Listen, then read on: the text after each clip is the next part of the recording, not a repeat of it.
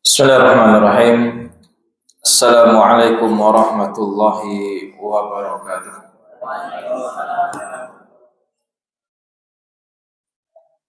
Alhamdulillahirabbil alamin wa bihi nasta'inu ala umuri dunya waddin. Wassalatu wassalamu ala asyrafil anbiya wal mursalin wa ala alihi wa sahbihi ajma'in. Amma ba'du. Ma'asyiral muslimin wa zumratal mu'minin ahibati fillah, rahimani wa rahimakumullahu jami'an insyaallah. Alhamdulillah atas karunia dari Allah Subhanahu wa taala, pada kesempatan hari Sabtu malam Ahad di pekan yang ketiga dari bulan Agustus ini, kita sama-sama kembali dimudahkan oleh Allah Subhanahu wa taala bisa melanjutkan salah satu kajian rutin kita di Masjid Al-Barakah, Komplek Radio Raja Lampung, Pondok Sabilun Najah Sri Bawono, Lampung Timur. Insyaallah pembahasan kita masih dalam melanjutkan sirah nabawiyah, itu kisah perjalanan hidup sang Nabi yang mulia, itu Nabi besar kita Nabi Muhammad Sallallahu Alaihi Wasallam,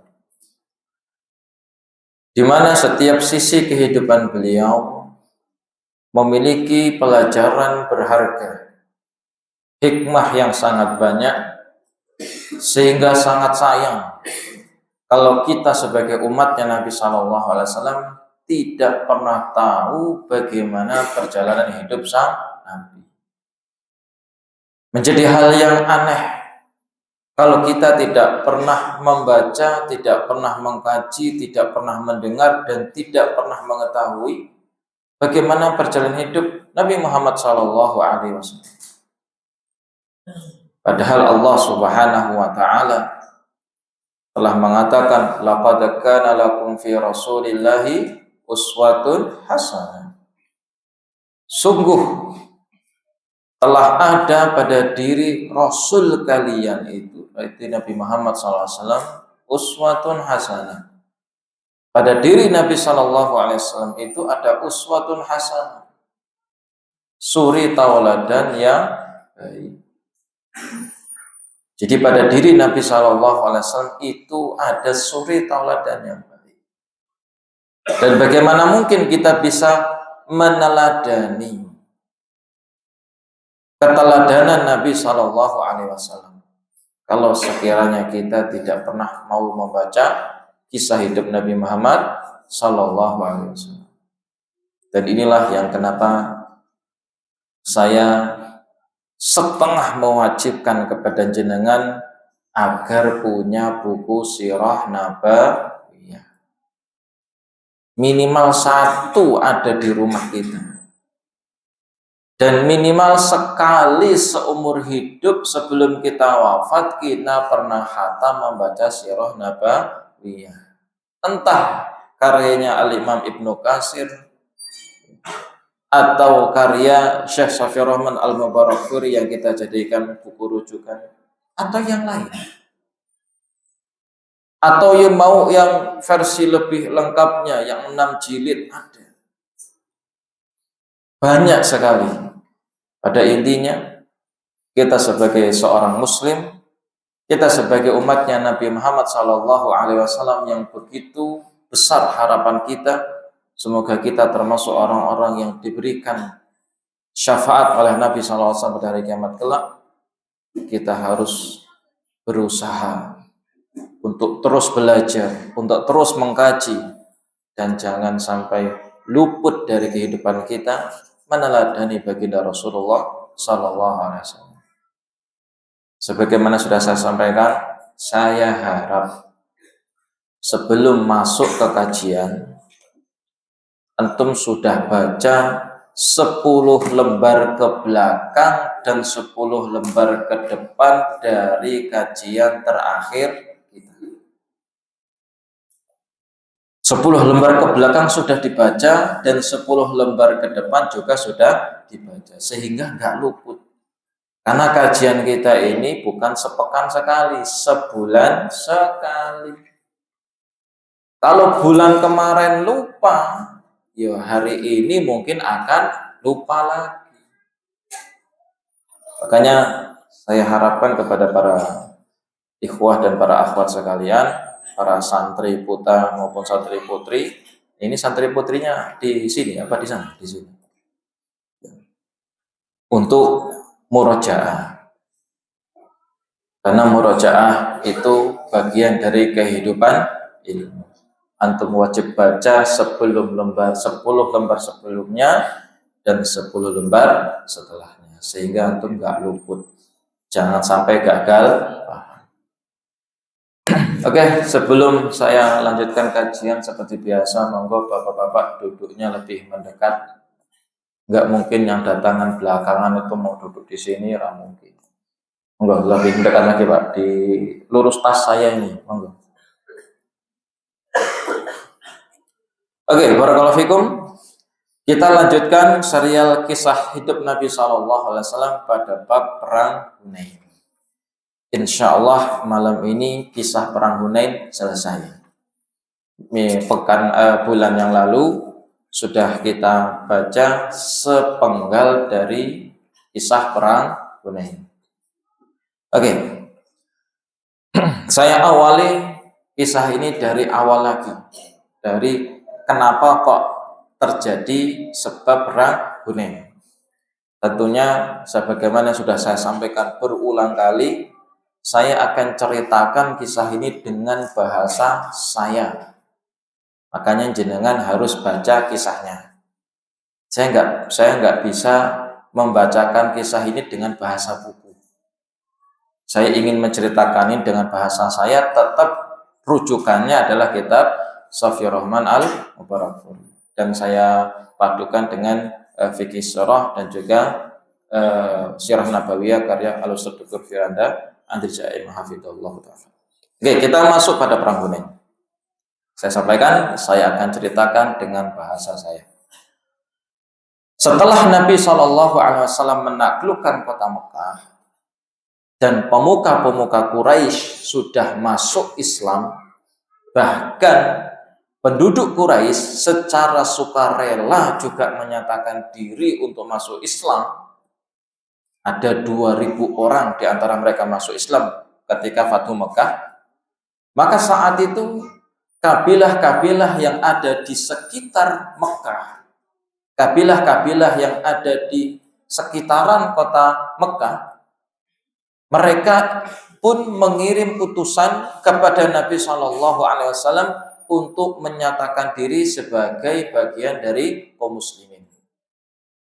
Kenapa?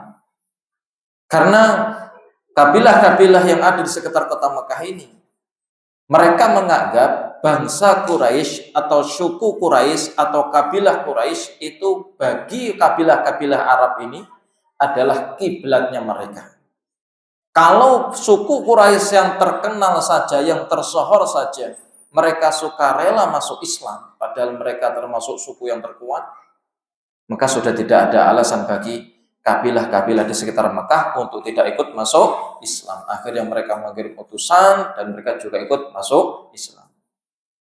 Dan ada pengecualian, atau lebih tepatnya ada beberapa suku yang mereka belum mau masuk Islam karena mereka menganggap diri mereka masih kuat, yaitu suku Hawazin, suku Saqif, dan juga terhimpun suku-suku yang lain seperti Nasr, Jusham, Sa'ab bin Bakar, Bani Hilal, Qais, Ailan, dan suku-suku yang lain. Salah satu hafal, yang penting cukup tahu. Bangsa Arab ini sukunya begitu banyak, terutama Hawazin dan Saqif, ini suku yang paling besar. Mereka tinggal di sebuah lembah yang agak cukup jauh. Mereka tinggal di sebuah lembah yang agak cukup jauh. Kalau tidak salah disebutkan mereka itu tinggal agak jauh dari kota Mekah, kurang lebih jaraknya 7 mil, kurang lebih. lebih tepatnya dari Arafah itu masih 7 mil. Nah, suku ini dipimpin oleh Malik bin Auf An-Nasri, seorang pemuda yang baru berumur 30 tahun yang menggantikan ayahnya menjadi pemimpin suku, pemimpin kabilah. Karena merasa sukunya masih besar, sukunya masih kuat, maka Malik bin Auf ini enggan untuk tunduk dan menyerahkan diri kepada Rasulullah SAW karena masih terhimpun jumlahnya sangat banyak. Sukunya Malik bin Auf ini kurang lebih ada 20.000 orang. Masih besar sekali. Maka Malik bin Auf An-Nasri ini pun memiliki inisiatif untuk melakukan perlawanan melawan pasukan kaum muslimin yang dipimpin oleh baginda Rasulullah Sallallahu Alaihi Wasallam. Nah, itu awal mula kok terjadi perang Hunain itu dari sini. Semua suku sudah menyerah diri, semua suku sudah menyatakan masuk Islam. Ternyata suku Hawazin dan suku Saqif dan suku-suku yang lain di bawah bendera kepemimpinan Malik bin Auf belum mau menyerahkan diri, belum mau menyatakan diri masuk Islam. Dan bahkan dengan lantang mereka ingin menyerang Nabi Shallallahu Alaihi Wasallam. Maka Malik bin Auf mulai melancarkan rencananya. Di antaranya Malik bin Auf mengirim mata-mata untuk mengetahui berapa banyak jumlah pasukan kaum muslimin. Di sisi yang lain, Nabi Shallallahu Alaihi Wasallam juga mempelajari suku-suku ini, kok mereka belum mau masuk Islam. Maka Nabi SAW mulai mencari berita.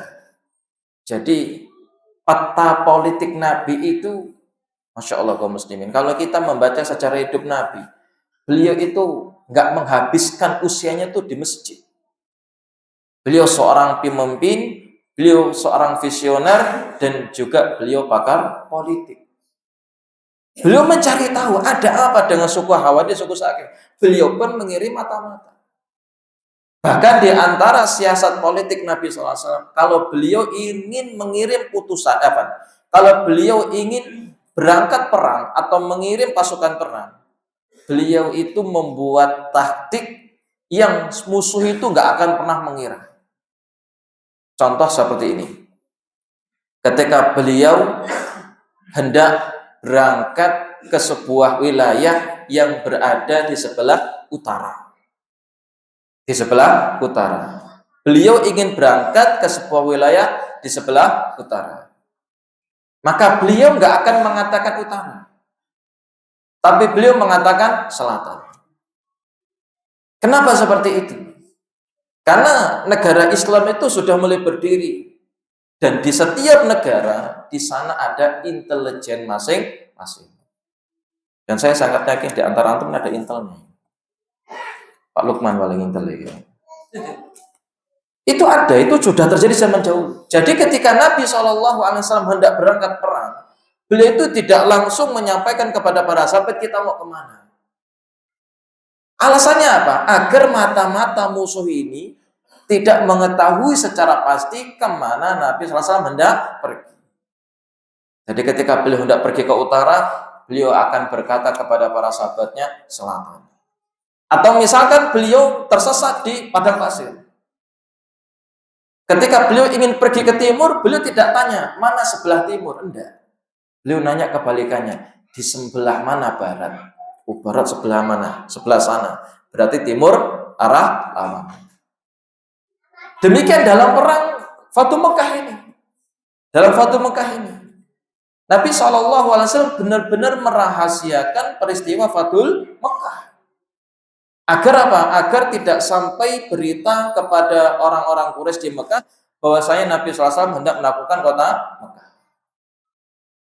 Sampai akhirnya orang-orang Mekah kan terbelalak ketika kota Mekah sudah dikepung oleh 10.000 pasukan. Makanya Masya Allah, Nabi SAW itu beliau sebagai seorang nabi, sebagai seorang pemimpin, sebagai seorang visioner dan pakar politik. Nah, di antara yang dilakukan Nabi SAW, beliau mengirim mata-mata. Mata-mata ini ditugaskan oleh Nabi SAW tinggal bersama suku Hawazin dan suku Sakif. Tinggal bersama mereka, berbaur sama mereka, biarkan hidup bersama mereka. Untuk melihat apa yang sebenarnya terjadi di suku Hawazin dan suku Sakif. Maka ketika berita sampai kepada Nabi, kemudian Nabi SAW pun mempersiapkan pasukan. Di mana Nabi SAW memberangkatkan 10.000 pasukan yang beliau bawa dari kota Madinah, plus dengan 2.000 orang yang baru masuk Islam dari penduduk kota Mekah. Berangkatlah beliau. Sebelum berangkat, Nabi SAW tetap berusaha mempersenjatai pasukan yang beliau bawa. Yang namanya perang itu butuh modal, dan modalnya bukan modal nekat. Tetap butuh apa? Modal. Bahkan Nabi SAW sendiri dalam perang Hunain ini pakai baju zirahnya tuh double. Tahu baju zirah ya? Tahu baju zirah? Baju zirah itu baju perang yang terbuat dari besi. Baju zirah itu sampai double. Dan juga Nabi SAW ingin mempersenjatai para sahabat. Ingin mempersenjatai kaum muslimin yang belum punya senjata. Maka Nabi SAW mendatangi Sofwan bin Umayyah. Yang dia menyerahkan diri kepada Nabi, mau tinggal di kota Mekah, tapi belum siap menerima kenabian Nabi Muhammad SAW. Dia masih musyrik. Tapi Nabi tidak mengganggu harta bendanya. Nabi tidak merampas harta bendanya. Nah, di antaranya yang dimiliki oleh Sofyan bin Umayyah itu persenjataan perang yang sangat banyak. Di antaranya baju zirah, baju perang, pedang, dan seterusnya. Karena Sofyan bin Umayyah ini di antara pekerjaan dia itu suka membuat perlengkapan perang. Maka Nabi datang pada Sofyan bin Umayyah, pinjem baju perang. Ketika Nabi mengambil baju perang ini, dipikir yang Sofyan bin Umayyah Nabi merampas. Maka Sofyan bin Umayyah bertanya, "Aghosban ya Muhammad, engkau hendak merampas harta milikku ya Muhammad?" Kata Nabi Muhammad, "Enggak, aku enggak merampas, aku pinjem. Dan aku yakinkan pinjaman ini akan kembali." Disebutkan di beberapa riwayat, ada yang mengatakan 100, ada yang mengatakan sampai 300 baju perang. Maka ketika semua sudah bersiap, ketika sudah datang berita kepada Nabi SAW bahwasanya suku Hawazin dan suku Sakif hendak memerangi Nabi SAW, maka Nabi pun punya taktik. Kalau beliau mendengar berita bahwasanya ada pasukan hendak menyerang beliau, maka beliau yang akan menyerang duluan. Maka beliau yang akan menyerang duluan. Itu nanti juga terjadi pada perang Tabuk. Setelah Hunain nanti ada perang Tabuk. Nanti insya Allah di kesempatan berikutnya. Itu di antara taktik Nabi SAW. Sebelum mereka menyerang Nabi, Nabi menyerang duluan. Akhirnya berangkatlah 12.000 pasukan ke sebuah lembah yang bernama Hunain. Di mana suku Hawazin dan suku Sakif ini sebelumnya mereka sudah bertenda, berkemah di sebuah lembah namanya Autos yang dekat dengan Hunain. Nah, disinilah Malik bin Auf memerintahkan kepada pasukannya untuk membawa semua ternak mereka plus semua keluarga mereka. Yang punya onta 100 ya dibawa, yang punya kambing 1.000 ya dibawa, yang punya anak 10 ya dibawa, yang punya istri lebih dari 10, semuanya dibawa tanpa terkecuali. Jadi pahami? Nah, Malik bin Auf An-Nasri berkemah di Autos. Dia membawa seluruh pasukannya plus dengan seluruh ternak mereka plus dengan apa yang mereka miliki dari keluarganya, semuanya dibawa. Nah, dalam kondisi seperti itu, datanglah seorang laki-laki tua yang buta bernama Duraid bin Simmah. Dia ini bahasanya kalau sudah pensiunan itu jenenge apa sih? Di apa namanya? Purnawirawan ya. Jadi Duraid bin Simmah ini purnawirawannya Bani Hawazin dan Sakif. Sudah pensiun dari peperangan, tapi masa mudanya itu hidup di kancah perang. Jadi orang yang ngerti tentang strategi perang. Orangnya sudah buta. Ketika Duraid bin Simah ya, mendatangi kabilahnya dan bertanya kepada mereka, kalian berada di mana ini? Kata kata Bani Hawazin dan Sakif, kami berada di Autos. Kata Duraid bin Simah, ini tempat yang sangat cocok untuk perang. Ini tempat yang sangat cocok untuk meletakkan kuda, untuk berkemah dan seterusnya. Nah, ketika Duraid bin Simah berada di Autos, matanya kan buta. Dia mendengar ada anak yang sedang nangis, ya kan? Suara anak kecil yang bermain, suara keledai, suara kambing, suara onta yang begitu riuh. Karena 20.000 orang itu banyak ya. Sampai sekarang pun 20.000 orang itu sangat banyak.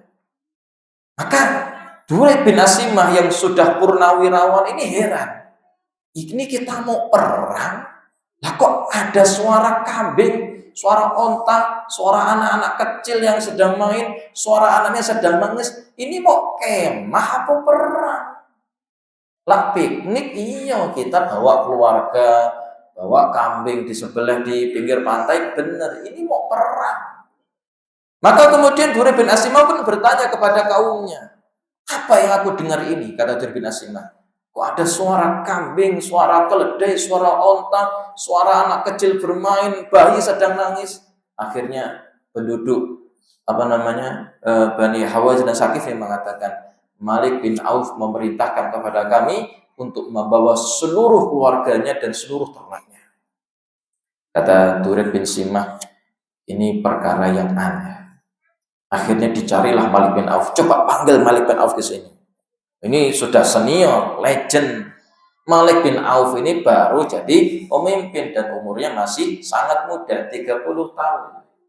Yang belum punya pengalaman dalam dunia. Akhirnya Malik bin Auf pun ditanya sama Duraid bin Simah. Wahai Malik, kau ini hendak berangkat perang. Dan engkau sudah terpilih sebagai pemimpin kaum. Tapi kenapa kalau kita mau perang, engkau memimpin perang, tapi engkau bawa itu ternak-ternak pasukanmu, keluarga pasukanmu. Kalau sekiranya mereka terbunuh, engkau yang rugi. Kalau misalkan mereka tertawan, engkau juga yang celaka. Lebih baik engkau letakkan mereka ini di tempat yang aman. Kalau sekiranya engkau menang, engkau bisa kembali kepada mereka. Kalau sekiranya engkau kalah, ternakmu dan keluargamu, anakmu serta istrimu itu selamat. Itu pendapatnya siapa? Duraid bin Simah. Ya logika sekali. Namanya orang perang itu ya gak mungkin bawa keluarga. Apa kata Malik bin Auf kepada Duraid bin Simah? Engkau tuh sudah tua. Ya. Akalmu tuh juga sudah tua. Gitu bahasanya ngono. Saya sengaja meminta pasukanku membawa ternak mereka, membawa keluarga mereka agar pasukanku ini punya semangat perang habis-habisan. Karena kalau sampai mereka kalah, berarti mereka harus siap keluarga mereka tertawan. Itu alasan siapa? Malik bin Auf. Kata Duraid bin Simah yang punya pengalaman perang, wahai Malik, orang tuh kalau perang yang bermanfaat untuk dia saat perang itu cuma dua, pedangnya sama tombaknya. Dan orang itu kalau sudah kalah, dia nggak akan mungkin mikirkan keluarganya, apalagi peternaknya. Dia hanya memikirkan dirinya sendiri. Lebih baik engkau pulangkan keluargamu, pulangkan ternakmu, daripada nanti mereka celaka. Kata Malik bin Auf, enggak, saya enggak setuju dengan ide ini. Saya tetap ingin pasukanku membawa seluruh keluarganya dan ternaknya. Kemudian Malik bin Auf mengancam di hadapan pasukannya, kalau kalian tidak tunduk, kalau kalian tidak patuh, aku akan tusukkan pedangku ini dari dadaku sampai tembus ke punggungku, sehingga aku mati. Dan ternyata pasukannya Malik bin Auf ini taklid buta kepada Malik bin Auf. Kata mereka, sudah kami patuh kepadanya. Kata Duraid bin Simah, ini sesuatu yang tidak akan aku lihat kembali. Itu ide yang sangat aneh.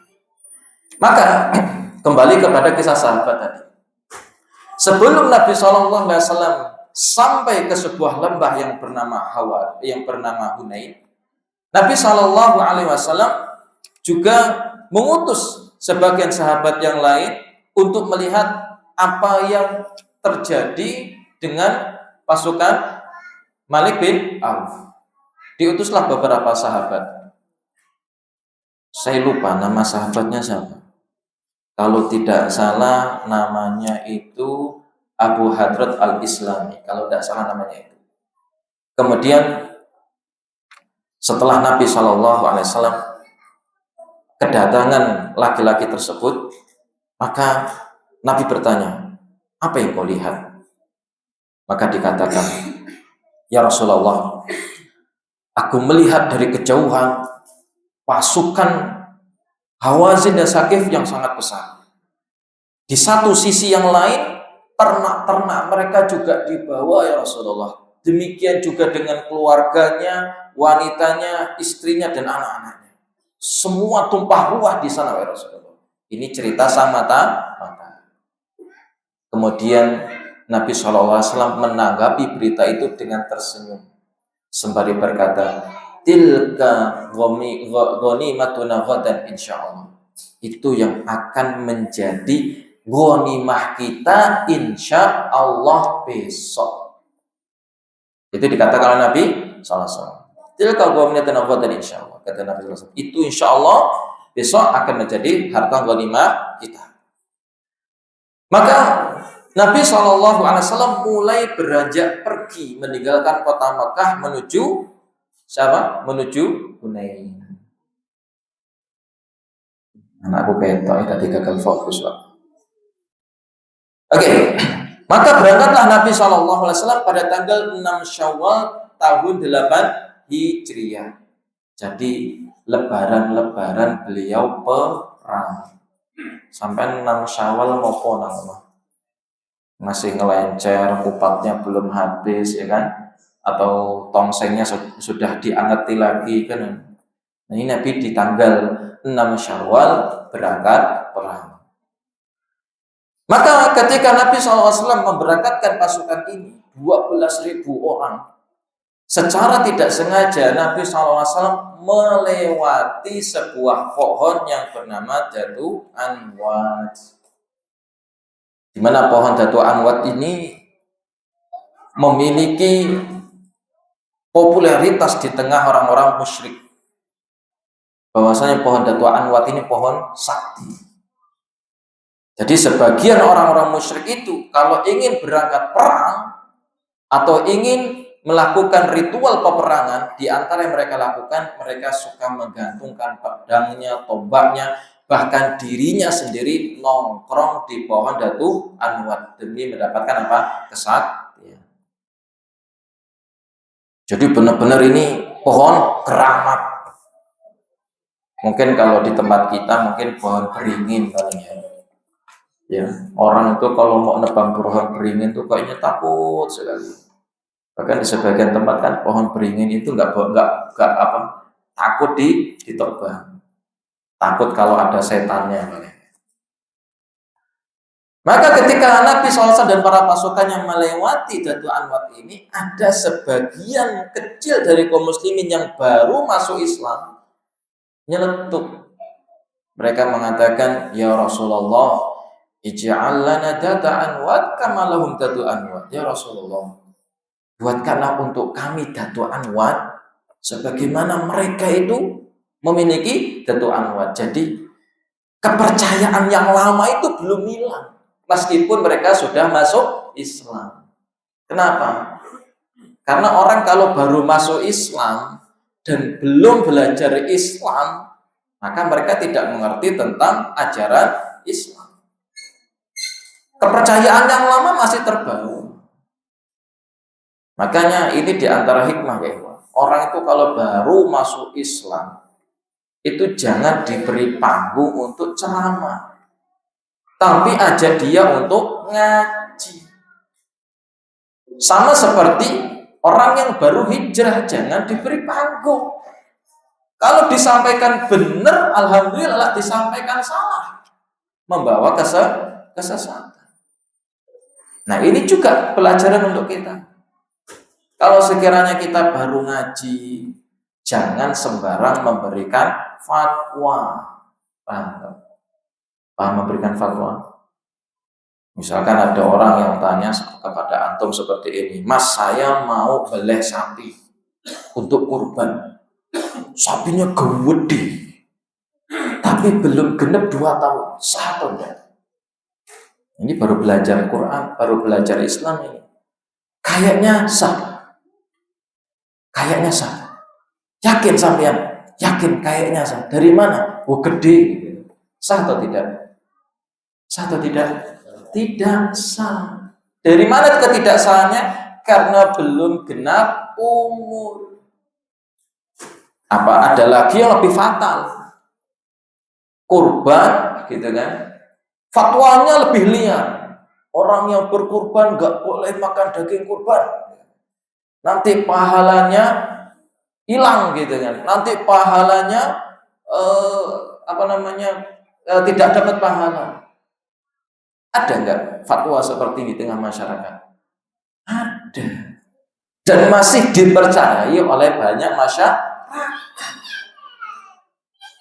Ini terjadi. Akhirnya syariat Islam yang harusnya indah, yang harusnya mulia, yang harusnya dikerjakan dengan penuh kebahagiaan, seakan-akan syariat itu memberatkan. Dia sudah nabung untuk beli hewan kurban, dia sudah sembelih hewan kurbannya, terus nggak boleh makan, mending rasa kurban, ya sisa. Ini kan yang terjadi di tengah masyarakat kita. Asal memberikan apa? Fatwa. Dasarnya apa? Perasaan. Mosok wong kurban kok mangan daging kurban. Nah, itu kan akhirnya dalilnya apa? Perasaan. Coba kalau kita kembali kepada dalil Al-Quran sendiri. Dalam Quran surat Al-Hajj, Allah ceritakan, Allah fatwakan tentang perintah berkurban itu dalam Quran surat Al-Hajj. Allah mengatakan di Quran surat Al-Hajj ayat ke-36, Allah mengatakan faida wajabat junubuha fakulu minha wa at'imu al-qani wal mu'tar. Allah mengatakan apabila telah roboh, telah mati hewan kurban kalian itu, Allah perintahkan apa? Fakulu minha, makanlah daging kurban kalian. Setelah dimakan baru wa at'imu, berilah makan dengan daging kurban kalian al-qani wal mu'tar, orang miskin maupun orang kaya.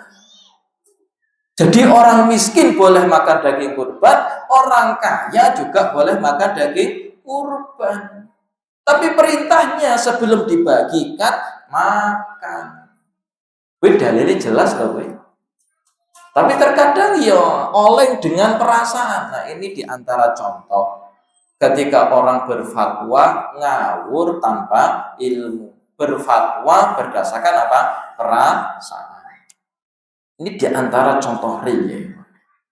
Makanya saya punya pengalaman waktu saya diminta untuk khutbah Idul Adha di lapangan Desa Sri Pendowo. Itu kalau nggak salah yang hadir lebih dari 1.000 orang.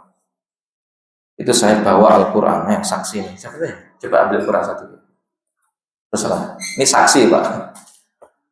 Saya angkat Al-Quran di depan masyarakat. Itu khutbah Idul Adha. Khutbah Idul Adha. Antum boleh nggak percaya. Saya angkat Al-Quran.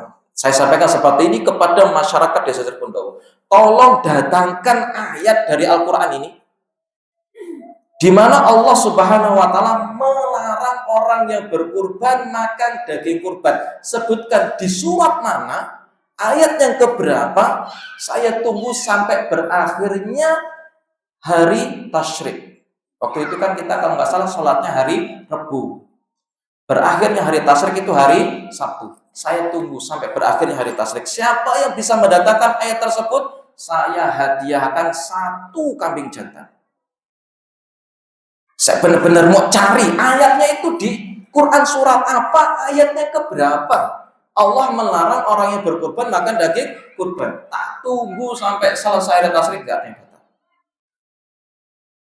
Pindah hari Jumat, Saya ada kesempatan khutbah Jumat di tempatnya Pak Nurdin sama Bapak Edian. Sama, khutbah Jumat itu Pak, dan pakai speaker luar, bukan speaker dalam. Saya angkat Al-Quran. Saya sampaikan, siapa dari warga desa saya sebutkan yang bisa mendatangkan ayat dalam Al-Quran bahwasanya Allah Subhanahu wa taala melarang orang yang berkurban makan daging kurban. Tak tunggu sampai bulan Zulhijjah ini selesai. Berarti kan masih ada waktu 20 hari. Saya hadiahkan 1 kambing jantan. Tak tunggu ya orang. Karena nggak akan ditemukan ayat itu. Lah terus ungkapan orang yang berkurban tidak boleh makan daging kurban, itu dasar dalilnya apa? Loh Pak, contoh orang berfatwa ngawur tanpa ilmu. Al-Imam Ibnu Qudamah dalam mazhab Hambali mengatakan apa? Orang yang berkurban, dia mau memakan seluruh daging kurbannya tanpa ada disedekahkan, sah, tanpa harus mengulangi pada kurban. Mau dimakan separuh, dihadiahkan separuh boleh, mau dihadiahkan semuanya boleh. Kalau menurut fatwa dari Nabi SAW, Nabi mengatakan kulu wadakhiru watasodaku, makanlah, simpanlah, dan sodakokanlah. Beliau mengatakan dengan 3 kalimat, makanlah, simpanlah, dan sodakokanlah. Berarti orang yang berkurban punya hak 2/3. Jelas orang yang berkurban itu orang yang harusnya memiliki kemanfaatan paling besar dari ibadah kurban. Dan ini kan yang terus digaungkan. Sampai saya ada kesempatan kajian di Mesuji. Di Mesuji Pak. Dan saya sama. Saya angkat Al-Quran. Monggo bapak-bapak saya sampaikan. Datangkan Al-Quran ini, ayat di mana, di surat apa Allah melarang orang berkorban makan daging kurban. Langsung saya hadiahkan daging jantan. Enggak ada. Maka ini jadi pelajaran berharga ya Ikhwan. Kasus sebagian sahabat yang baru masuk Islam minta kepada Nabi agar dibuatkan Datu Anwat. Ini menunjukkan orang itu kalau baru masuk Islam, dia masih jauh dari ilmu. Sehingga mereka harus memperbanyak belajar sebelum berfatwa. Sama seperti kita. Yang baru hijrah, yang baru ngaji. Ngaji dulu, belajar dulu. Ketika sudah punya ilmu, silahkan berfatwa. Kalau punya ilmu. Kalau tidak punya ilmu, tahan. Al-Imam Malik. Antum tahu Imam Malik. Al-Imam Malik. Guru-guru Imam Malik itu kebanyakan para sahabat. Beliau adalah gurunya Imam Asy-Syafi'i, Imam Malik. Itu enggak main-main, Imam Malik. Pernah datang kepada beliau seorang laki-laki dari tempat yang jauh, menempuh perjalanan 6 bulan untuk bertemu dengan Imam Malik. 6 bulan perjalanan bertemu dengan Imam Malik untuk bertanya satu hal. Dan Imam Malik mengatakan, la adri, aku nggak tahu jawabannya. Sekelas Imam Malik tidak malu untuk mengatakan apa? Aku tidak tahu. Jadi berkata, aku tidak tahu, itu separuh dari ilmu.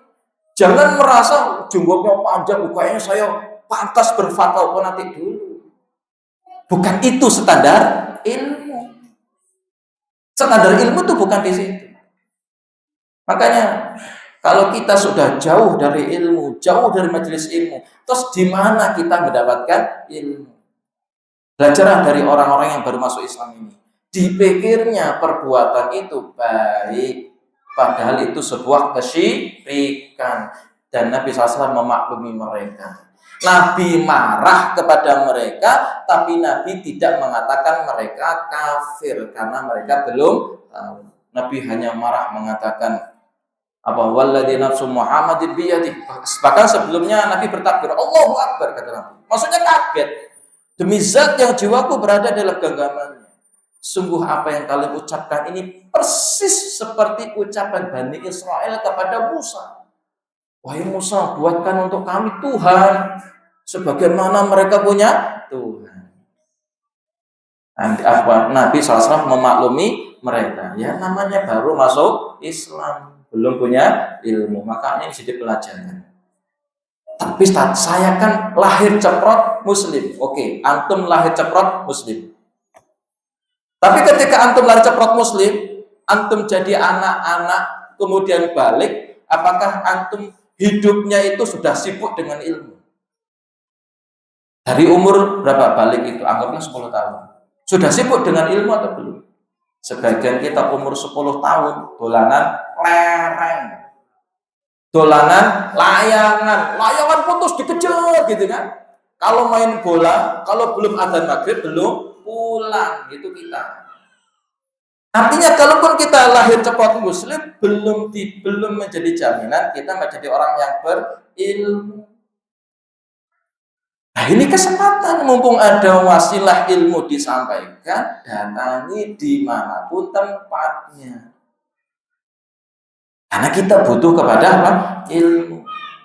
Bahkan para ulama mengatakan apa? Butuhnya seseorang kepada ilmu itu jauh lebih besar daripada butuh dia kepada makan. Karena kita tidak akan bisa masuk ke dalam surganya Allah kecuali dengan ilmu. Nah ini contoh hari ini.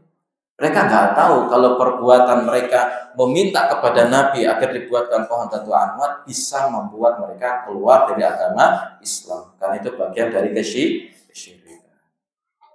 Kemudian juga sebagian sahabat ada yang mengatakan, ya ini baru-baru masuk Islam.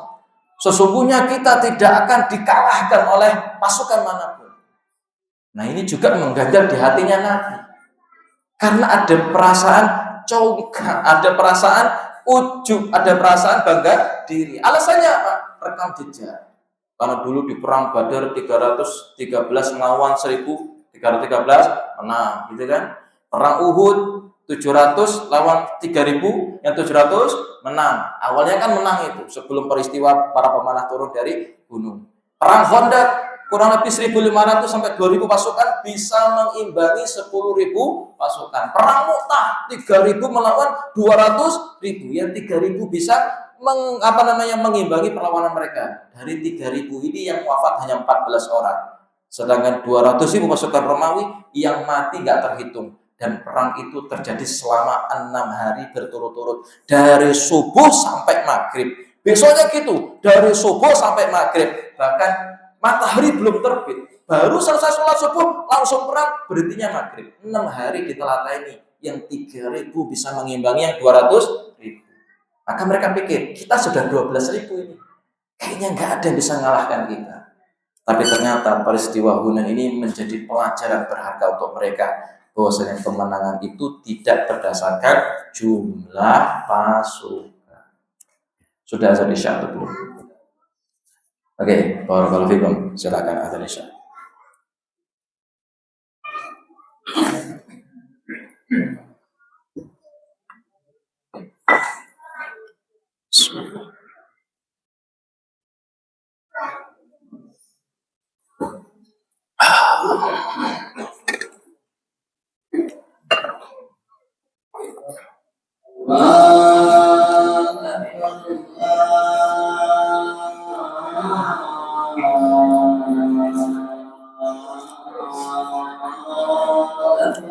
Allahu Akbar.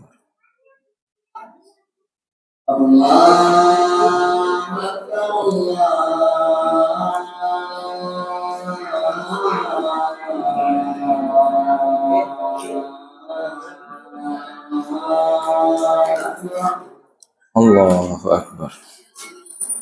Asyhadu an la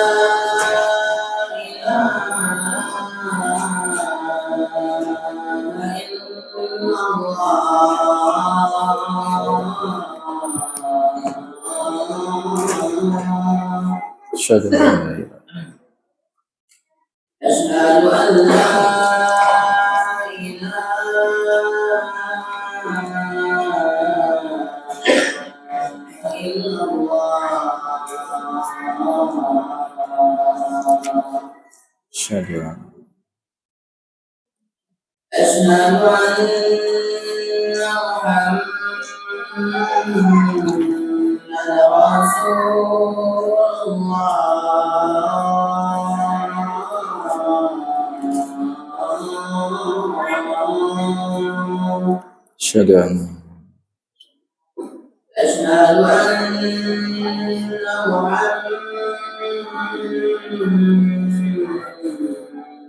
رسول الله asyhadu an حي على الصلاة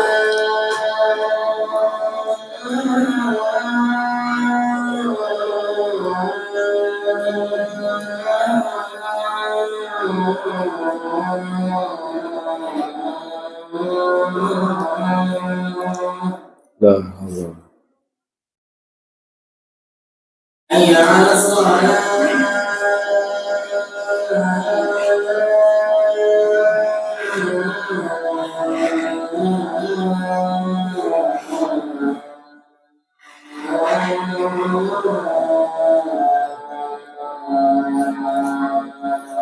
la haula wala quwwata حي على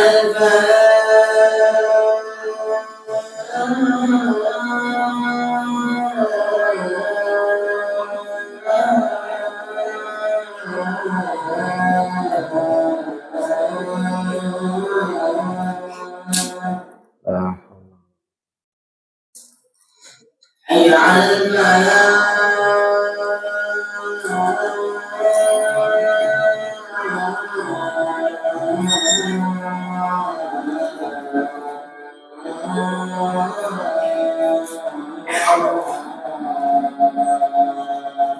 la haula wala quwwata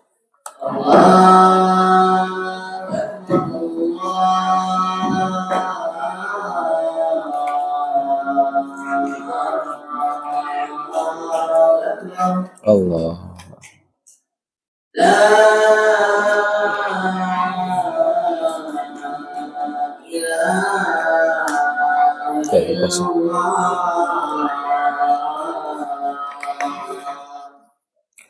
Allahumma rabb hadhihi da'wati tammah salatu.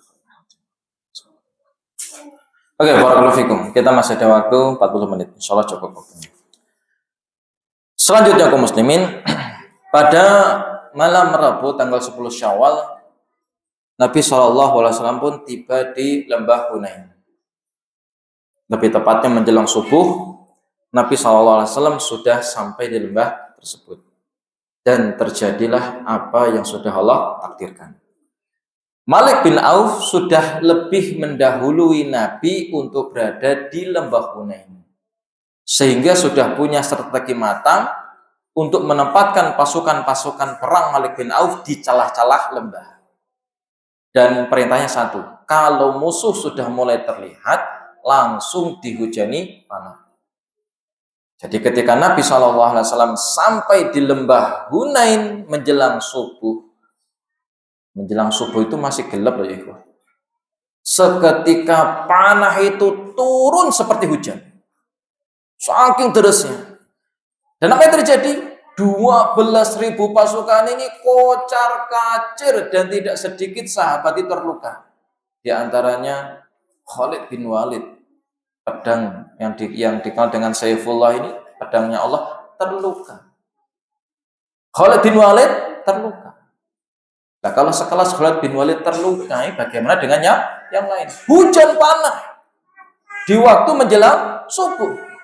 Akhirnya sebagian besar sahabat kocar-kacir sampai mereka lupa kalau Nabi SAW masih berada di lembah Hunain dan mereka tinggalkan. Hanya sedikit, hanya segelintir orang yang masih bersama Nabi. Hanya sedikit. Di antaranya ada Al-Abbas dan juga ada Abu Sufyan bin Al-Haris. Hanya sedikit. Maka saat itu Nabi SAW berteriak dengan sangat kencangnya kepada para sahabat. Wahai kaum muslimin, kata Nabi SAW. Sesungguhnya aku adalah Rasulullah. Aku ini utusan Allah. Aku loh nggak lari. Nah sahabat ini sebagian lari. Terutama yang baru masuk Islam. Karena imannya belum kokoh. Nah, Muhajirin dan Ansor, ya, pasukan inti Nabi SAW pun tak luput dari lari, tak luput dari pasukan yang ikut lari. Karena perang serangannya sangat mendadak. Ya mungkin naluri lah. Mungkin kalau kita di situ ya wis kalah kabut. Ya syukurkan kita nggak di sana ya. Kira-kira kalau kita hidup di zaman Nabi ini kita termasuk menjadi muhajirin, ansor atau munafik? Yang mana kira-kira? Yang mana ya Pak? Yang mana nih? 1, 2, apa 3? Wong kita ngaji ya, betul. Sebagian sahabat itu kan masuk Islam disiksa habis-habisan. Wong antum kan nggak disiksa habis-habisan, ngaji males. Makanya syukur, kata sebagian ulama itu syukur kita nggak hidup di zaman itu. Kalau kita hidup di zaman itu nggak tahu kita ini jadi bagian yang mana. Kita lanjutkan. Maka Nabi ditinggalkan, kaum muslimin. Nabi ditinggalkan. Ketika Nabi ditinggalkan, Nabi tidak lari. Nabi tenang, bahkan Nabi SAW dengan lantangnya, dengan tegasnya, Nabi ingin maju melawan pasukan itu sendirian. Dengan menaiki bigol. Bigol itu campuran antara kuda dengan keledai. Jadi dia tidak setinggi kuda dan juga tidak sependek keledai. Nabi ingin maju sendirian. Sembari mengatakan ana nabiyul kadib wa ana ibnu Abdul Muthalib. Aku nabi yang tidak pernah berdusta dan aku adalah putranya Abdul Muthalib. Tapi ternyata aksi nabi ini dicegat oleh sepupunya namanya Abu Sufyan bin Al-Haris dan juga oleh pamannya Al-Abbas. Masih realistis ini kalau nabi berangkat sendirian. Lah wong yang lain kocar-kacir. Khawatir terjadi sesuatu yang tidak.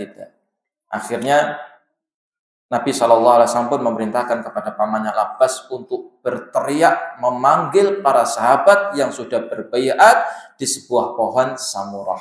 Namanya Baiatu Ridwan. Kata Nabi SAW, ya Abbas, tolong panggilkan kepadaku Ashabus Samurah, sahabat-sahabatku yang berbaiat di pohon samurah. Maka Al-Abbas pun memanggil muhajirin ansar, ya lal muhajirin, ya lal ansar, wahai orang-orang muhajirin, wahai orang-orang ansor. Ketika Al-Abbas menyebut kata muhajirin dan menyebut kata ansor, seketika sahabat yang berhijrah itu langsung terpanggil. Wah, aku dulu pernah hijrah, langsung mendatangi suara tersebut. Orang-orang ansor, penduduk asli kota Madinah yang menolong kaum muhajirin dan menolong Nabi SAW langsung terpanggil. Oh iya, saya ini orang ansor. Karena ini pasukan inti Nabi SAW dalam semua peperangan. Muhajirin dan Ansor. Langsung mereka menyeru dengan suara lantangnya, labbaika ya Rasulullah, kami penuhi panggilan ya Rasulullah. Akhirnya mereka berbondong-bondong menuju suaranya Al-Abbas. Bahkan dalam cerita yang sahih ada seorang sahabat itu yang ontanya kadung kabur, diajak balik nggak mau, dia lompat, ambil baju perangnya, ambil tombaknya, ambil pedangnya, dia terjun masuk untuk melindungi Nabi SAW. Itu masih gelap.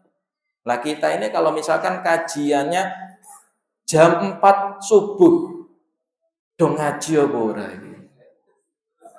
Waduh, sek ngantuk sak kemulan iki. Jam 4 subuh kita kajian ini kira-kira do mangkat apa? Males, yakin ra mangkat. Kecuali segelintir ya paling. Ini sahabat kaum muslimin dalam kondisi seperti itu mereka tahu kewajiban mereka untuk membela Rasulullah Shallallahu Alaihi Wasallam. Ditinggalkan semuanya, mereka masuk membersami Nabi Shallallahu Alaihi Wasallam. Ketika Nabi sudah mulai kuat, pasukan sudah mulai banyak, maka beliau mulai merangsek masuk ke pasukan orang-orang Hawazin dan Sakif. Dan akhirnya mereka orang-orang dan Hawazin ini pun kalah. Dan bentuk kekalahan mereka banyak yang lari tunggang langgang meninggalkan medan perang.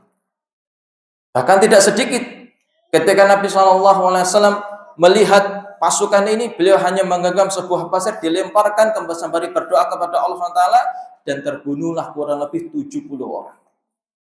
Dan keadaan perang yang awalnya pasukan kaum muslimin terdesak, kemudian berbalik. Akhirnya pasukan kaum muslimin bisa menguasai pasukan Hawazin dan Sakif. Ibarat kata itu di comeback gitu. Main bola sudah kalah 10-0, wah dibalas jadi 11-0, comeback. Serangan balik dan terjadi. Akhirnya suku Hawazin dan suku Sakif itu tunggang langgang. Mereka kabur Mereka mencari tempat perlindungan karena mereka tidak mampu melawan pasukan kaum muslimin. Ada sebagian sahabat yang saat itu mereka masih musyrik dan masih jadi bagian suku Hawazin dan suku Sakif. Mereka cerita waktu perang Hunain itu mereka masih musyrik. Kata mereka, ketika kami menghadapi pasukan kaum muslimin, kami melihat pasukan-pasukan yang berwajah putih, berbadan tegap menaiki kuda putih. Sehingga kami ketakutan dan kami kabur. Ternyata yang dilihat oleh mereka ini para malaikat. Dan itulah diantara sebab kenapa mereka kabur, karena melihat pasukan para malaikat. Itulah yang diceritakan oleh Allah SWT dalam surat At-Taubah ayat 25 dan ayat 26.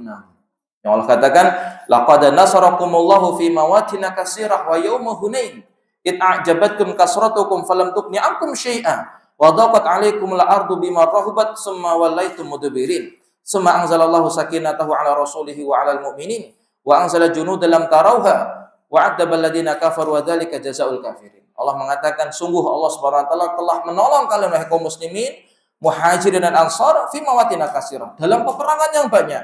Wa yaumul Hunain, dan ingatlah pada peristiwa Hunain, kata Allah SWT, id a'jabatkum kasratukum falam tughni ankum syai'a.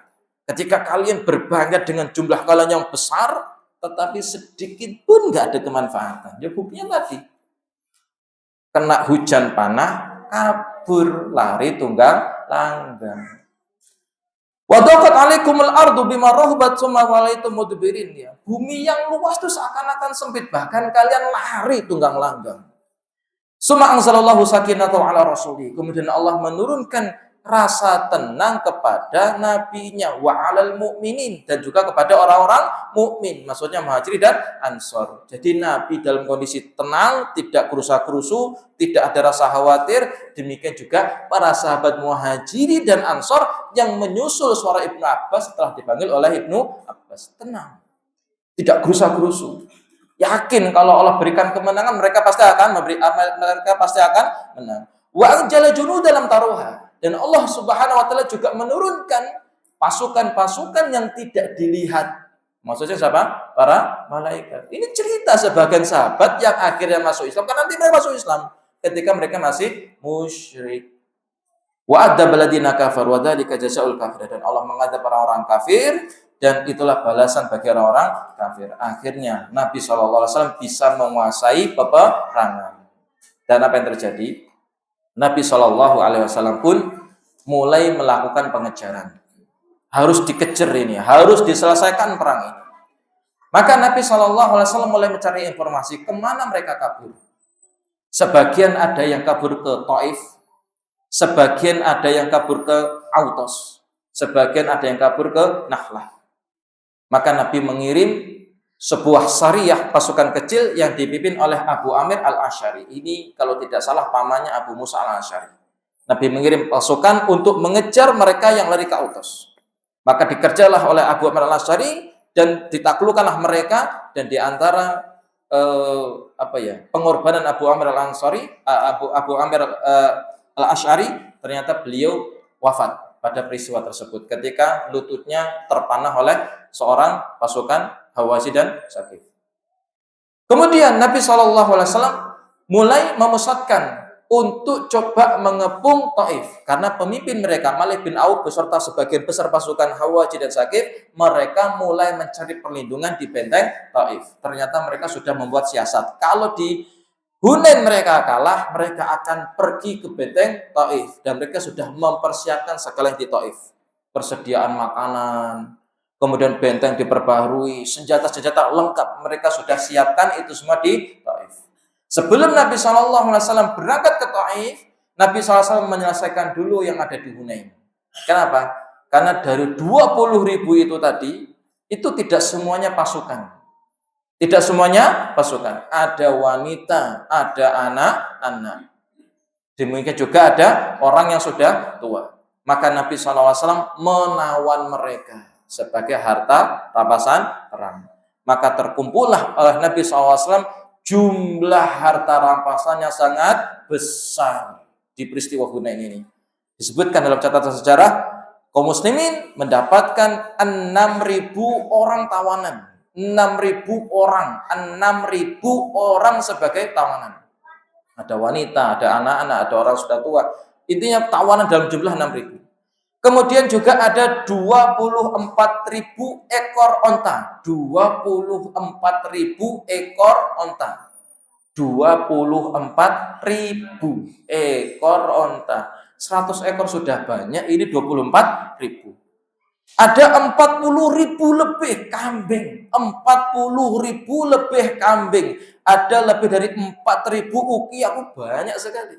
Karena Malik bin Auf memerintahkan pasukannya agar membawa seluruh hewan ternak mereka dan juga keluarganya. Persis sebagaimana dikatakan Rasulullah. Tilkal ghanimatin dan insyaallah itu akan menjadi ghanimah kita. So insyaallah. Maka dikumpulkanlah ini dan diletakkan di sebuah tempat namanya Ji'rana. Dan Nabi SAW menunjuk Mas'ud bin Amir al-Ghifari sebagai penanggung jawab. Nabi belum mau membagikan harta rampasan perang. Karena tujuan perang itu bukan untuk cari ghanimah, tapi untuk menaklukkan pasukan musuh sehingga mereka mau masuk Islam. Dikumpulkan di Ji'rana.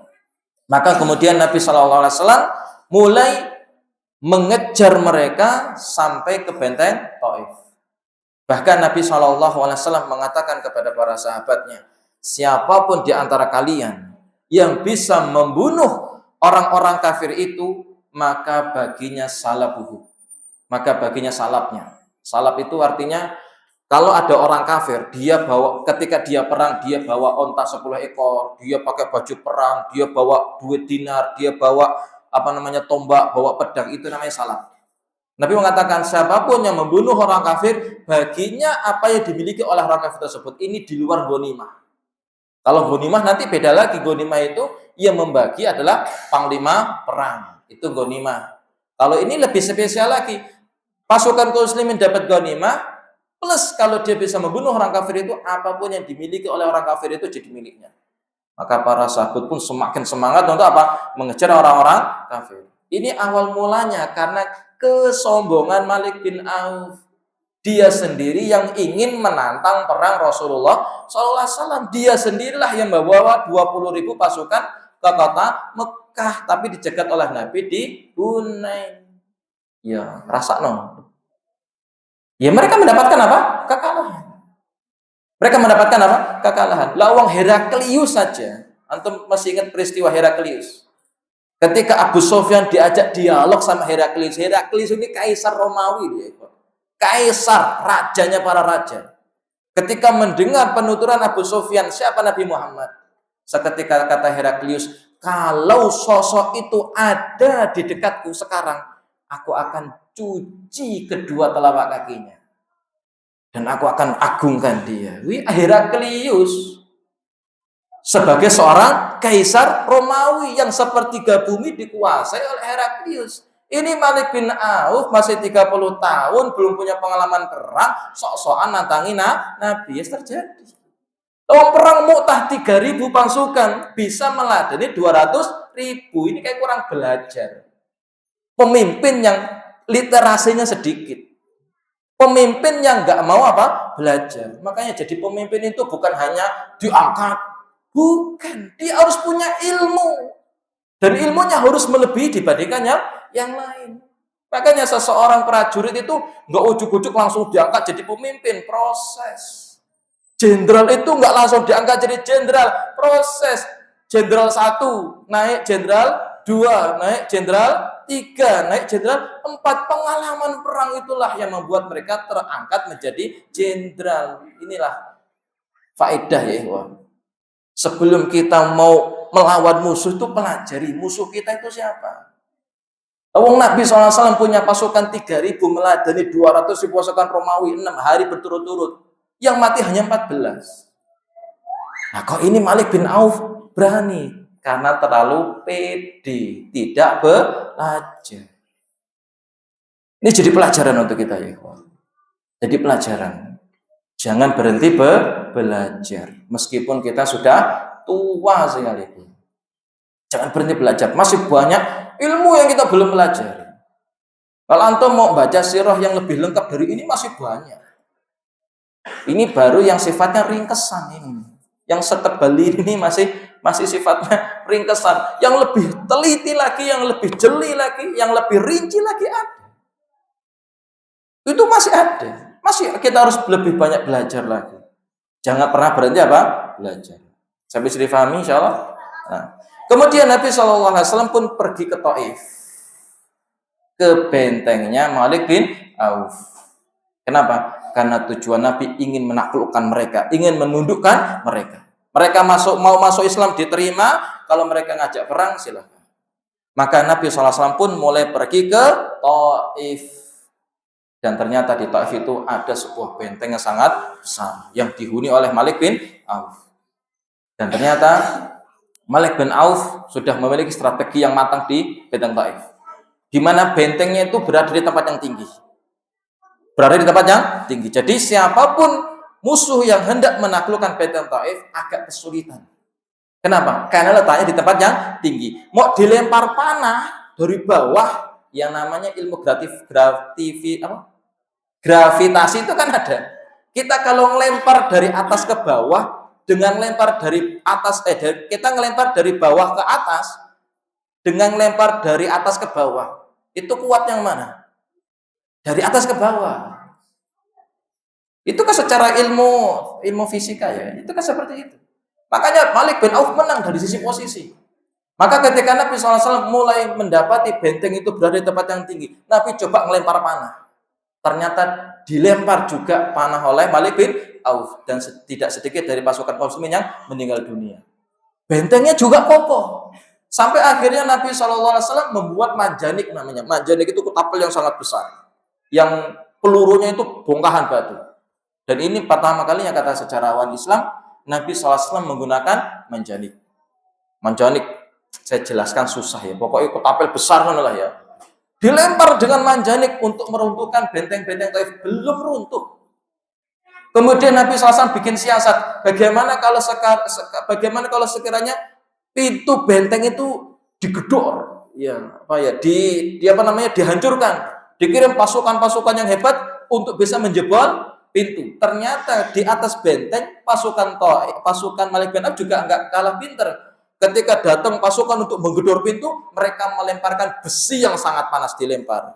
Ya bubar. Makanya dalam setiap kerajaan di masa lampau itu pasti mereka punya benteng. Dan di atas benteng itulah mereka mempertahankan apa? Kerajaan. Mereka seperti itu. Akhirnya pengepungan selama kurang lebih 40 hari nggak ada manfaatnya. Nggak ada manfaatnya. Kenapa? Karena mereka nggak bisa dihancurkan bentengnya. Di satu sisi Nabi SAW hendak memberikan perlawanan juga tidak ada tanggapan. Sia-sia. Karena lokasi perangnya yang susah untuk ditembus. Akhirnya Nabi SAW coba pakai siasat.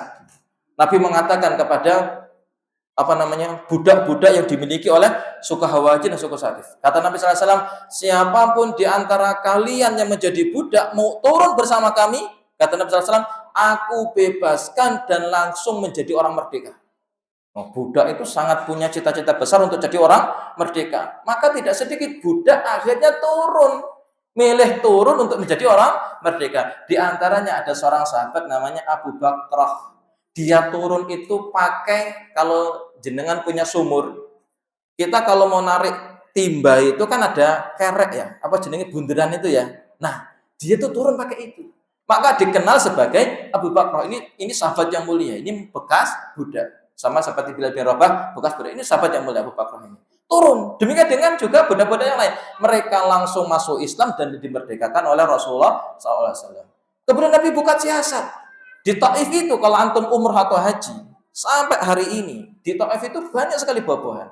Dan di antara hasil penduduk Taif itu adalah anggur. Di antaranya. Maka Nabi perintahkan kepada para sahabatnya, sudah, kalau mereka tetap nggak mau turun, kita bakar kebun anggurnya. Ditebang sebagian, dibakar sebagian. Mereka protes. Mereka mengatakan, ya Rasulullah, kenapa engkau bakar kebun anggur kami? Kalau memang mau perang bersama kami, ya sudah ladani kami. Kalau kami kalah, kami akan serahkan kebun anggur kita. Tapi kalau kami menang, jangan ganggu. Akhirnya Nabi SAW mulai luluh. Karena mereka bersumpah atas nama Allah, dan juga mereka meminta agar kebun anggurnya dibiarkan atas nama kekerabatan sama-sama bangsa Arab. Ya Rasulullah, jangan kau hancurkan kebun anggur kami. Akhirnya Nabi luluh, nggak jadi dihancurkan. Kemudian Nabi SAW mulai bertanya kepada seorang sahabat namanya Naufal bin Muawiyah Ad-Daili. Nabi bertanya kepada seorang sahabat, kira-kira gimana ini? Kita sudah ngepung 40 hari nggak ada hasil.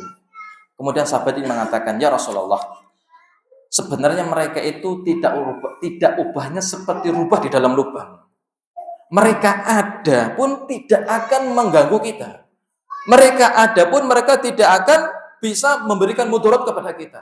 Kita tinggalkan pun mereka tidak akan bisa mengalahkan kita. Lebih baik kita pulang, kita kembali ke kota Mekah, ke kota Madinah, dan biarkan mereka seperti itu. Kalaupun mereka nanti turun dari bentengnya, mereka tidak akan bisa mengalahkan kita.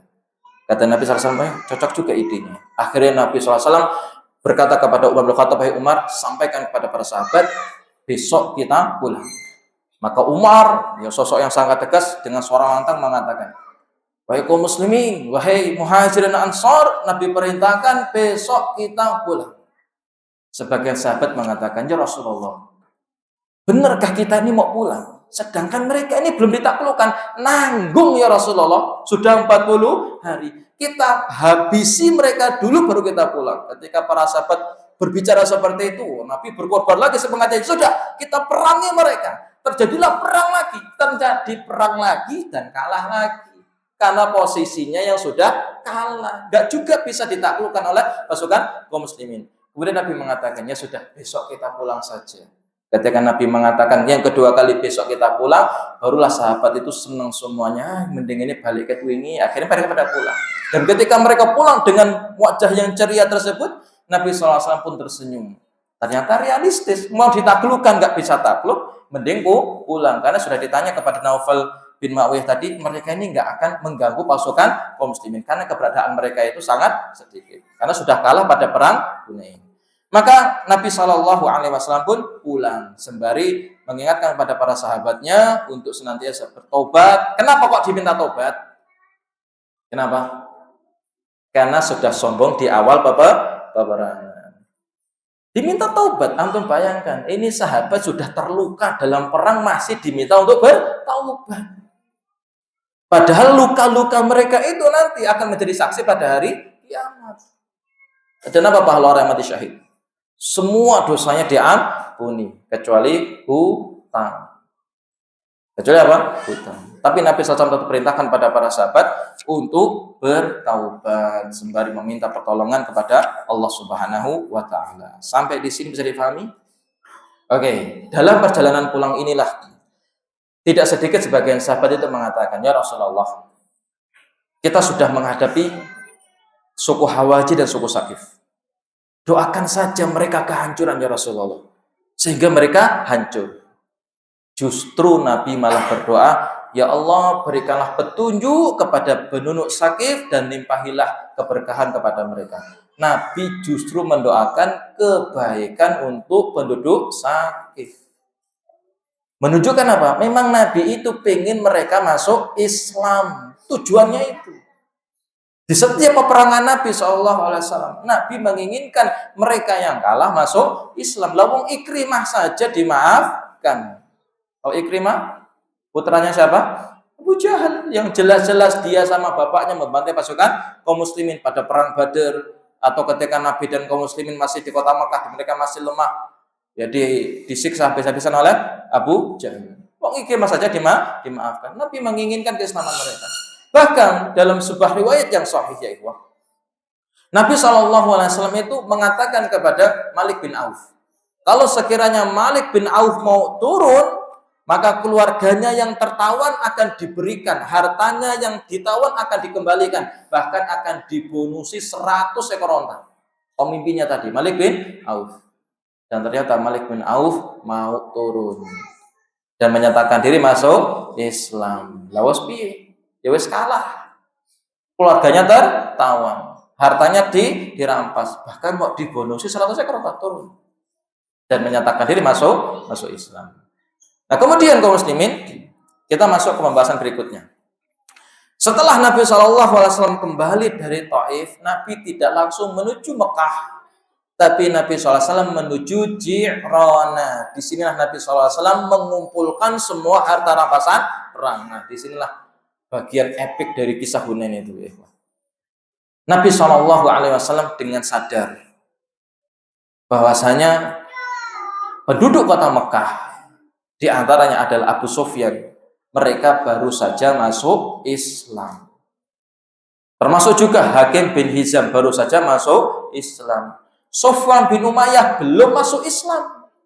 Tapi dia mau meminjamkan hartanya untuk kepentingan kaum muslimin. Demikian dengan Suhail bin Amr belum masuk Islam. Banyak pembesar-pembesar itu masuk Islam. Nabi SAW melihat peluang. Bahwasanya orang-orang kafir ini kan mereka senang dengan harta.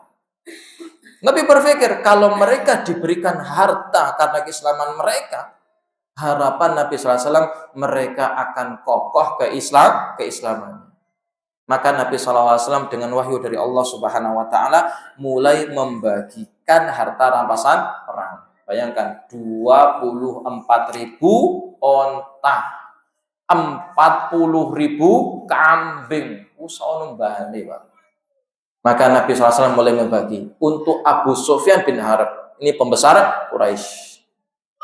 Enggak hitung-hitungan, langsung Nabi memberikan 100 ekor onta. Ini pembesar kaum. Dikasih 100 ekor onta. Senengnya luar biasa. Onta, Pak. Berapa harga onta sekarang? Anggaplah 70 juta wis. 300-nya berarti berapa duitnya? Wih, oke lah mana ya. 100 ekor onta. Senang Abu Sufyan. Kemudian Abu Sufyan membawa anaknya Yazid bin Abi Sufyan. Ya Rasulullah, anakku Yazid ini dapat bagian enggak? Dikasih sama Nabi 100 ekor onta. Dibawa lagi Muawiyah, anaknya lain. Ya Rasulullah, anakku Muawiyah nih baru masuk Islam. Dikasih 100 onta. Dikasih 100 onta, dikasih 100 onta. Kemudian Hakim Ibnu Hizam. Hakim Ibnu Hizam ini keponakannya Khadijah yang dulu pernah membantu Nabi SAW dalam peristiwa pemboikotan. Dia minta kepada Nabi, ya Rasulullah, aku pingin bagian onta tersebut. Dikasih oleh Nabi 100 ekor onta. Minta lagi, dikasih lagi 100 ekor onta. Minta lagi 100 ekor onta. Minta lagi, dikasih lagi. Banyak yang dimiliki oleh Hakim bin Hizam. Kemudian Nabi berkata kepada Hakim ini setelah dia sudah puas, sudah senang, dia mendapatkan onta dalam jumlah yang sangat banyak. 100 ditambah lagi 100, tambah lagi 100, tambah lagi 100. Nabi berkata kepada Hakim bin Hizam, wahai Hakim, sesungguhnya apa yang engkau miliki ini dibandingkan apa yang dimiliki oleh Allah Subhanahu Wa Taala itu jauh lebih baik apa yang dimiliki di sisi Allah Subhanahu Wa Taala. Jadi Nabi mengingatkan kepada Hakim bin Hizam, dunia itu ya seperti itu, manis. Tapi keimanan yang membawa kita kembali kepada Allah jauh lebih manis. Akhirnya kata Hakim bin Hizam, setelah imannya kokoh, dia mengatakan kepada Rasulullah, ya Rasulullah, sejak saat ini aku tidak akan mengambil harta milik orang lain. Nanti dalam peristiwa Nabi sudah wafat, ketika Abu Bakar jadi khalifah, Umar jadi khalifah, Hakim ibn masih hidup, dan Abu Bakar dan Umar ini mendapatkan harta ghanimah yang sangat banyak, dan seluruh kaum muslimin diberikan termasuk Hakim ibn Hizam dikasih ghanimah dalam jumlah sangat banyak. Hakim ibn Hizam mengatakan, tidak, aku sudah janji sama Nabi, aku tidak akan mengambil harta milik orang lain. Itu Hakim ibn Hizam. Kemudian Sofyan bin Umayyah, kalau antum tahu, Sofyan bin Umayyah ini sangat benci kepada baginda Rasulullah SAW. Kenapa sangat benci? Bapaknya mati di tangan kaum muslimin, saudara kandungnya juga mati di tangan kaum muslimin. Sampai Sofyan bin Umayyah mengirim utusan bernama Umayyah bin Al-Wahhab untuk membunuh Nabi SAW. Antum apa yang terjadi? Ketika Nabi tahu Sofyan bin Umayyah ini sangat benci kepada beliau, Nabi SAW juga tidak luput memberikan 100 ekor onta kepada Sofyan bin Umayyah. Dikasih 100. Tujuannya apa? Untuk melunakkan hati Sofyan bin Umayyah. Dikasih 100. Kata Sofyan, ketika aku diberi 100 onta oleh Nabi SAW, seketika kebencianku kepada beliau mulai pudar. Nabi ngasih lagi 100. Ini Sofyan nggak minta, Nabi kasih lagi 100. Ketika ditambah lagi 100, kebencianku mulai hilang. Ditambah lagi Nabi 100. Ketika ditambah lagi 100, kata Sofyan bin Umayyah, Nabi SAW adalah orang yang paling aku cintai. Jadi kalau antum mendapati ada orang itu dongkol sama antum, Ilmunya satu, antum berikan apa yang antum punya. Antum menjadi orang Indonesia dicintai. Itu sudah sederhana sudah. Makanya, saya selalu sampaikan kepada antum, dimanapun saya mengajarkan fikih kurban. Nabi SAW dalam cerita Uqbah bin Amir, Nabi SAW itu pernah memberikan hewan hidup, kambing hidup kepada para sahabat. Diberikan kambing, berikan kambing, berikan kambing. Dan Nabi SAW tidak perintahkan kepada para sahabat agar kambing itu disembelih di masjidnya Nabi. Nabi perintahkan mereka berkurban di rumah mereka masing-masing. Artinya para ulama pun tidak mempermasalahkan kurban di masjid boleh, di musola boleh, di rumah pun boleh. Maka ini kesempatan emas ketika datang musim kurban. Antum kalau mau kurban nggak harus bawa ke masjid, boleh di rumah. Bismillahirrahmanirrahim. Yang penting di sebelah setelah selesai sholat. Setelah itu antum berikan sebagian dari hewan kurban itu kepada orang-orang yang menurut antum kayaknya kalau antum berikan hadiah itu ada kemanfaatan yang bisa antum dapatkan. Misalkan antum ngaji kayak gini, antum dijengkeli sama simbah antum yang laki. Antum nyembah, kalau antum ngaji ki jengkel loh. Pokoknya nyowong antum jenggotannya geding banget. Gitu kan? Antum hadiahkan itu kambing kurban. Ketuk pintunya, "Mbah niki daging kurban." Nah, kira-kira seneng apa seneng? Seneng apa seneng kira-kira? Gak ada orang dikasih daging itu seneng. Pasti apa? Seneng. Syukur-syukur bukan satu, dua. Syukur-syukur bukan dua kresek, tiga. Masya Allah, antum akan menjadi cucu yang paling dicintai. Itu sudah naluri manusia. Bahkan sebagian ulama kita mengatakan kalau kita ingin mendapatkan hati manusia, berilah hadiah kepada mereka. Sering-sering memberi hadiah. Maka Nabi mengatakan apa? Tahabu. Seringlah membagi hadiah, maka kalian akan saling mencintai. Nabi juga memberikan kepada sahabat-sahabat kepada pembesar-pembesar Quraisy yang baru masuk Islam 100 ekor unta, terus diberikan.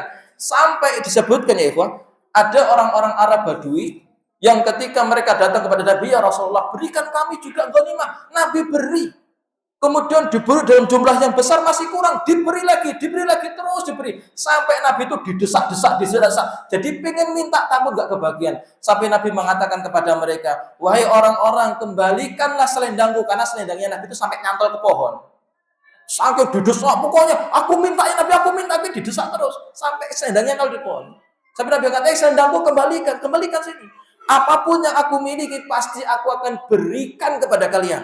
Sehingga kalian tahu, aku ini bukan orang yang bakhil, bukan orang yang penakut, dan bukan seorang pendusta. Saat itulah orang-orang Arab Badui sadar. Sosok yang selama ini mereka ragukan sebagai seorang nabi, betul-betul seorang nabi. Di antaranya apa? Nabi tidak pernah bakhil memberikan apa yang beliau miliki. Dan kata para ulama, kenapa kok orang-orang kafir yang baru masuk Islam, atau seperti Sofyan bin Umayyah belum masuk Islam diberikan hadiah dalam jumlah yang sangat besar? Kata para ulama, ini diantara siasat Nabi SAW untuk meluluhkan hati mereka sehingga mereka mau masuk Islam, sehingga mereka bisa mempelajari agama Islam. Sehingga ketika Islam sudah masuk ke hatinya, iman sudah masuk ke hatinya, maka yang diharapkan mereka menjadi orang yang terdepan membela agama Islam. Demikian juga Nabi membagikan kepada para sahabat-sahabat muhajirin. Diberikan ada 4 ekor onta, 40 kambing, dan seterusnya. Yang tidak dapat itu sahabat-sahabat Ansor. 1 kambing pun tidak diberikan. 1 onta pun tidak diberikan. Kenapa? Nanti saya jelaskan di kesempatan bulan berikutnya. Insya Allah ternyata waktunya sudah habis. Cukup sampai sini. Insya Allah. Kita sambung bulan depan. Silahkan dibaca bukunya, nanti di situ Anda bisa mendapatkan pelajaran yang berharga. Wallahu a'lam bishawab. Ini yang bisa kita pelajari. Setelah saya sambung di kesempatan berikutnya. Subhanakallahumma bihamdika asyhadu an la ilaha illa anta astaghfiruka wa atubu ilaik. Atau kalau Sabtu bulan ini ada 5 pekan saja. Kalau mungkin nggak ada ustadz dari luar yang masuk, mungkin saya bisa untuk nyambung kajian. Kalau nggak ada ustadz dari luar. Wassalamualaikum warahmatullahi wabarakatuh.